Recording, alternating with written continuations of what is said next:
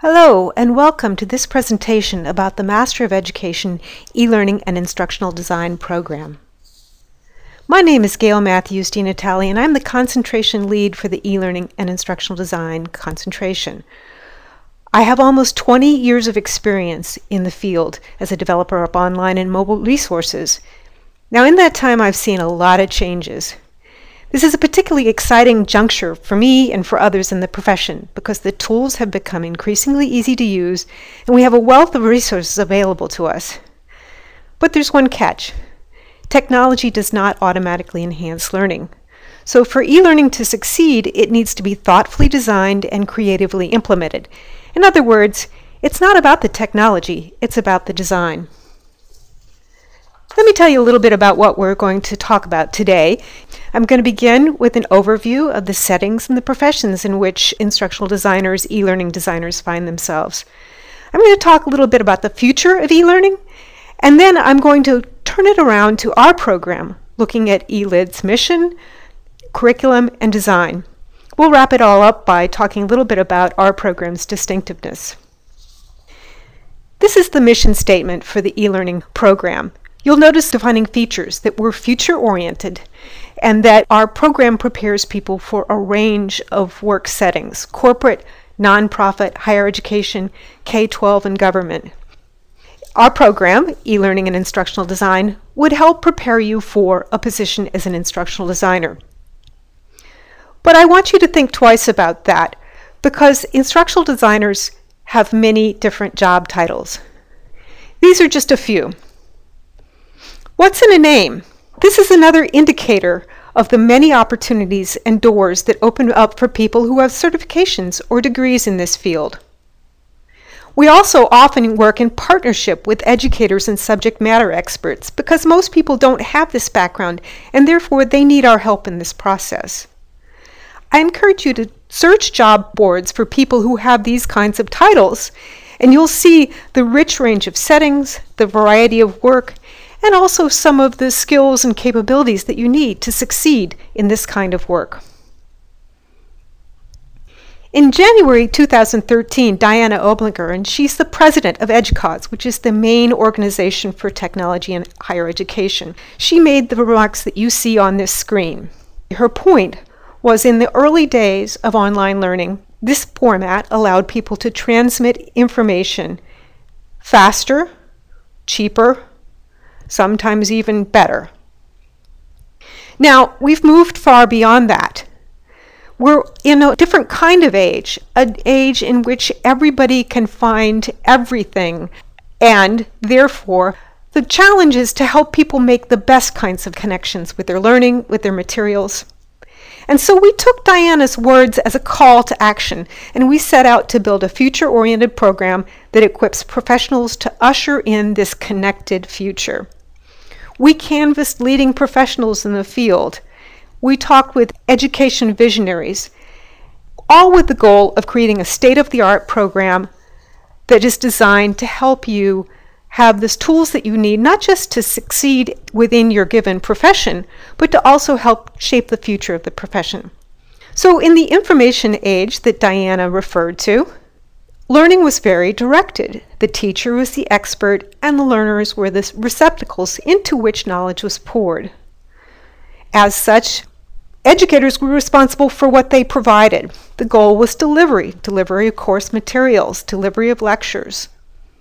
Lecture-driven is a great strategy and primary strategy for inputting knowledge. The teacher-student relationship was, in this framework, much more of a monologue. The teacher talked, the student listened, the teacher might question the learner afterwards. And following that, assessment was academic.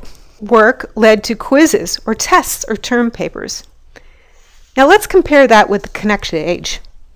In the connected age, as Diana says, knowledge is everywhere. And because knowledge is everywhere, learners need mentoring and guidance in how to access, evaluate, and use it. We're also no longer just responsible for what we tell people. We're also responsible for what people learn. And because we're responsible for what people learn, we have expanded our range of methods. We have a multimodal toolkit, and yes, lectures are one part of that toolkit, but there are many, many, many other ways of engaging learners. Lots of decisions go into selecting the best tools and the best strategies for the particular learning scenario.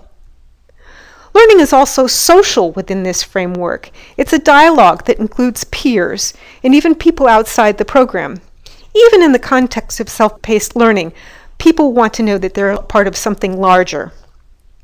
As opposed to tests and other kinds of quizzes, we're now talking about assessments that are authentic, that allow people to put the things that they've learned into practice within real-world scenarios. So in a world of connected learning, there are many, many, many decisions to make. Learning design is the process of making wise decisions to create effective and engaging opportunities for learning. So, if learning is equal parts art and science, the art is the selection, is the thinking about the design piece. The science is understanding how people learn, and the tremendous amount of research that has recently come out that is revolutionizing what we understand about what's happening in the brain when people are learning. Then we, by extension, need to be equal parts artist and scientist. So if all you do is record your lectures and put them online, you don't need the eye of an artist.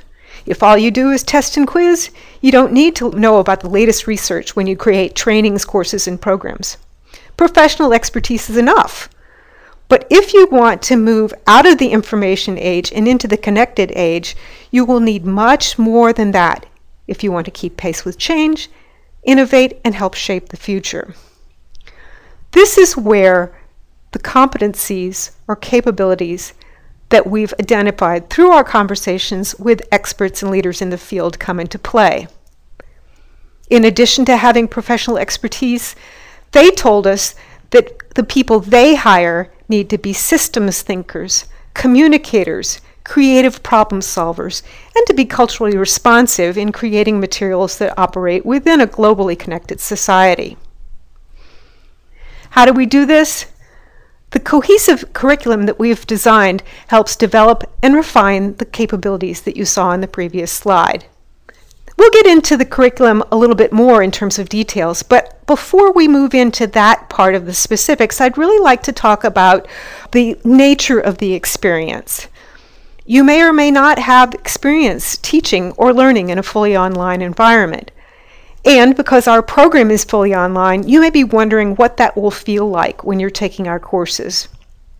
We believe that online learning should be fruitful, engaging, connected, and personal. So as Angelica, a graduate of the master's program, says, our program is designed to help you dream big, then to provide you with the tools and support you need to achieve your professional dreams. Our mission is to anticipate and shape the future of next generation in a technology-rich, globally connected society. This is a dynamic mission. We're invested in helping all types of learners, young and old, in all types of settings, corporate, school-based, and self-paced. And we also invested in helping you reach out to connect with the resources, ideas, and other learners and experts. Because if we reach out and we model the best practice with you, you'll be in a better position to create dynamic and engaging learning experiences for the learners with whom you work. So let's take a look at this curriculum. This visual serves as a metaphor for the program. The blue circles are clouds of the content, concepts, skills, and theory, the formal curriculum. The triangles I like to think are the forest through which you'll journey, the professional work in which you'll put your learning into practice. At the bedrock underlying all of this is the e-portfolio. This is a space that you'll use throughout your program to document and reflect upon this journey. You'll hear more about that later, but the e-portfolio provides continuity. It's the ground that supports your passage. You'll use it to make connections between school and work. As you begin your journey, you'll take some courses that provide you with a fundamental orientation and preparation. So, for example, the first course is called Education as an Advanced Field of Study. You'll learn how to access the latest research to keep your finger on the pulse of recent developments in the field, and you'll learn how to use this research to improve your practice. In the second course, called How People Learn, you'll take a look at those program competencies we were talking about before: systems thinker, communicator, creative problem solver. And you're going to consider your strengths and your opportunities for growth. And you get to develop your own professional learning plan that you will carry out and implement throughout the rest of the program. This self-assessment shines a light, helping you focus on the areas that will yield the most benefit for you in your professional situation. About a third of the way through your program, you'll take a course entitled Connecting Theory with Practice. You'll review your portfolio of work. You'll consider what you've learned about e-learning research and theory. You'll work with your faculty and an employer to develop an experiential learning plan for a significant piece of work to complete as your biggest accomplishment in the program. You may elect to do this with your current employer, or we will help you connect with a professional setting in which you can do this work. For the last 2/3 of the program, you'll continue to take courses, but you'll also carry out your experiential